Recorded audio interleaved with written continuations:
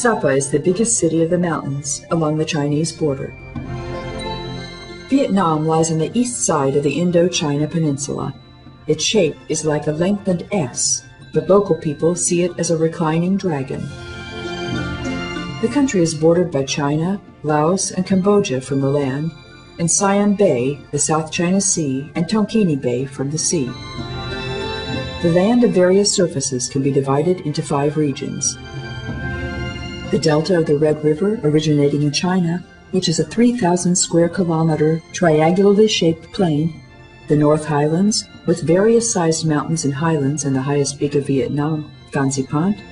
Near the rivers and on the plains, rice is grown, but other agricultural work is also done here. The most underpopulated area is the Central Mountain Range, covered by jungle. The density of population in the 2 big cities is quite high, with the industry of the country concentrated here. Many people come here to climb the highest peak of the country. 2 Hungarian climbers have shared their experiences with readers on the internet. Phan Xipant, with its 3,143 meters, is the highest peak of Vietnam. It can be climbed from Sapa, which is a small town in the mountain near the border of Laos. It's inhabited mainly by tribes, dominated by Hmongs and Jaos. Everything got off to a good start. We arrived from Hanoi on the night train. From here we went on by bus to Sapa. The sky was clear, the countryside was beautiful, and we didn't have to bargain with the bus driver as the price of the ticket was acceptable. In the afternoon, we started to organize the trip. According to our information, we could hire a guide for $6 to $7 a day.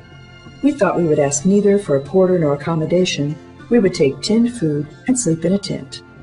But at the travel agency, there's a routine.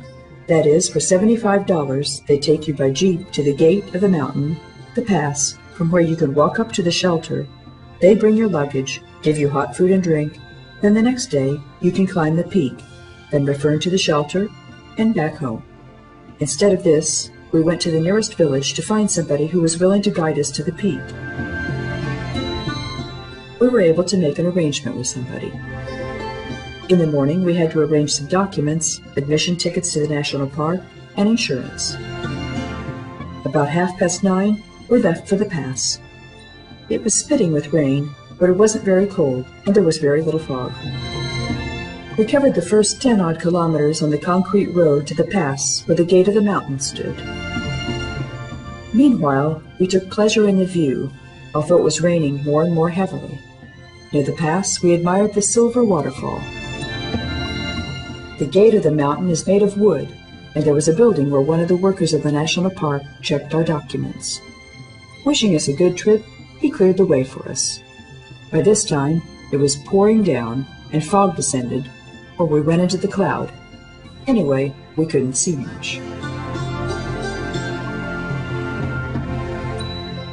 Whether we visit the landing Dragon's Bay, or climb Phan Xipant, or admire the paddies and the silver waterfall, we'd like the weather to be clear and pleasant, especially if we want to take photographs and video.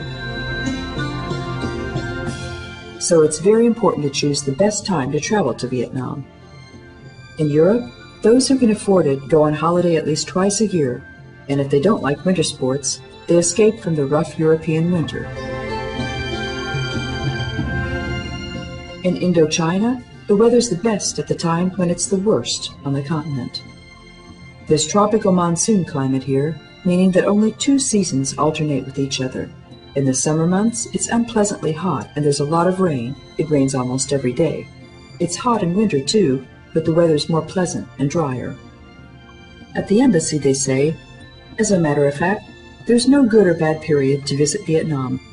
When one region is soaked by rain and it's cold or unbearably hot, in the other regions of the country, the sun shines nicely. In the southern part of the country, 2 seasons can be distinguished. The rainy season lasts from May to November. The dry season lasts from December to April.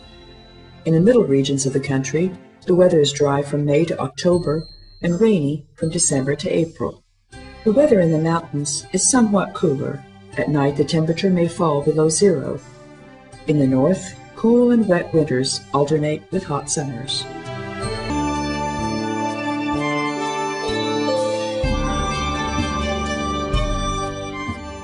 The tribes direct the water of the mountain springs in bamboo pipes down to their huts standing on poles, which are equipped with all modern conveniences. The water of the river is ice cold but clean and is suitable for drinking, cooking, and washing.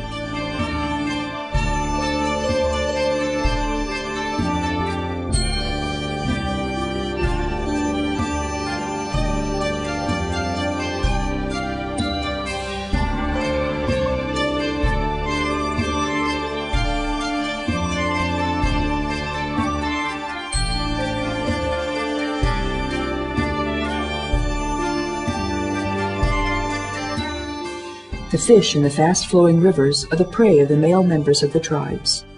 The mountains provide the local people not only with fruit and mushrooms, but also firewood.